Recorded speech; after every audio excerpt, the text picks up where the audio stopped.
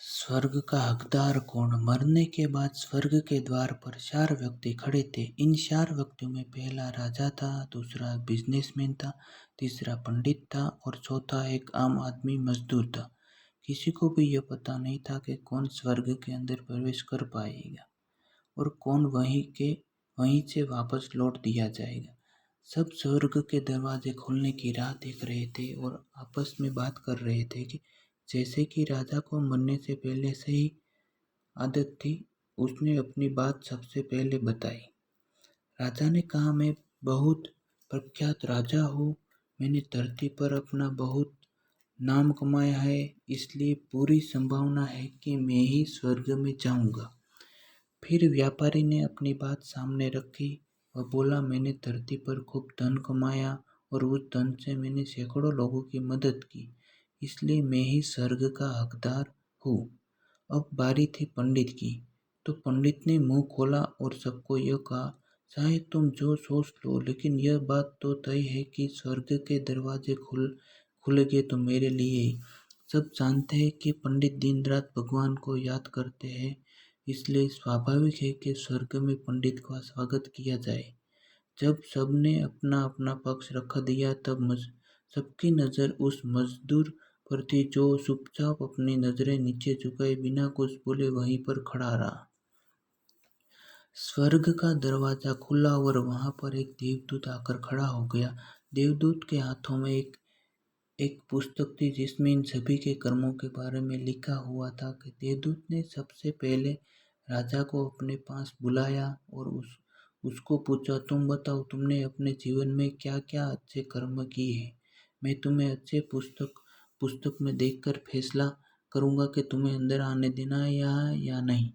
राजा ने कहा, मेरा राज्य जितना बड़ा था उतना ही समृद्ध था और मेरे राज्य के सभी लोग खुशहाल थे। सभी बड़े आनंद से रहते थे। मैंने उन्हें कभी भी किसी भी चीज की कमी नहीं होने दी।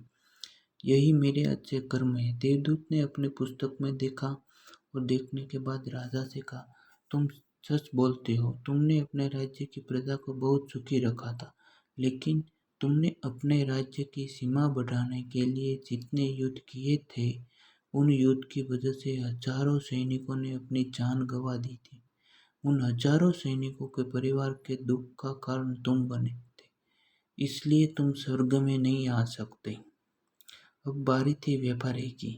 व्यापारी से जब देवदूत ने पूछा कि तुम्हारे अच्छे कर्म क्या है, तब व्यापारी ने उससे कहा, मैंने सैकड़ों लोगों को खाना खिलाया है, कई आश्रमों में दान किया है, कई निराश्रित लोगों के लिए घर बनाकर दिया है, यह मेरे अच्छे कर्म है। देवदूत ने फिर से अपने पुस्तक में ध्यान से देखा और देखने के बाद व्यापारी से कहा, तुम्हारा कहना भी ठीक है कि तुमने बहुत दान धर्म किया है, लेकिन यह दान धर्म तुमने जिन पैसों से किया है, उन पैसों को कमाने के लिए तुमने न जाने कितने झूठ बोले हैं, कितनी हेराफेरियाँ की है और कितनी मिलावटें की है, इसलिए तुम भी स्वर्ग में नहीं आ सकते।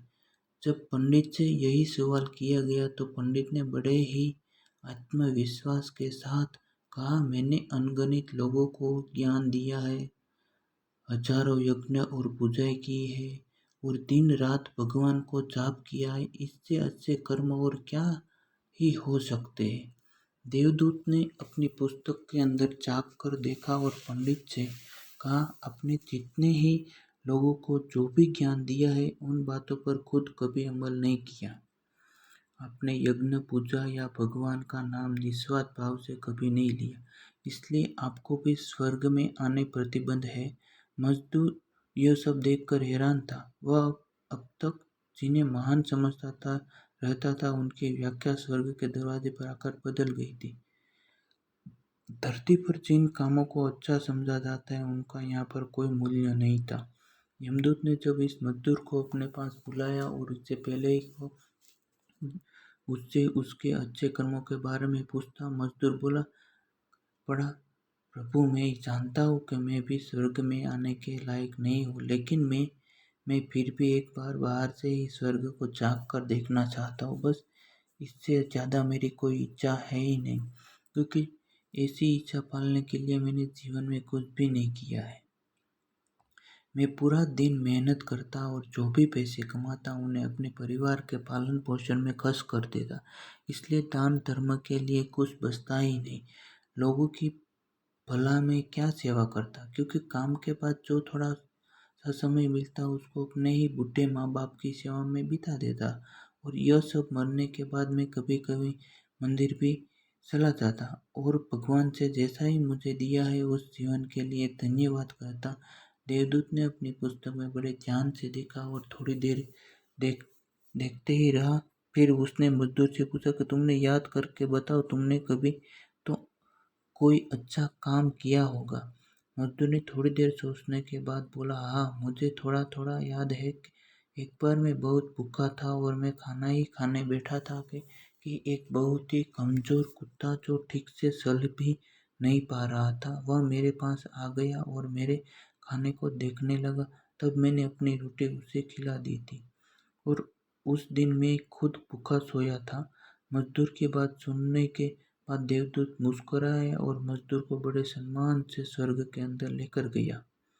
दोस्तों, अच्छे कर्म लोभ मोह माया इन सब भाव में आकर नहीं किए जाते और ना ही उन्हें अच्छे कर्मों की श्रेणी में गिना जाता है।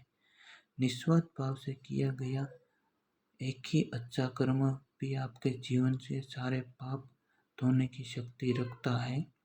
इसलिए जब भी मौका मिले निस्वार्थ भाव से और अच्छे मन से अच्छे कर्म किया करे।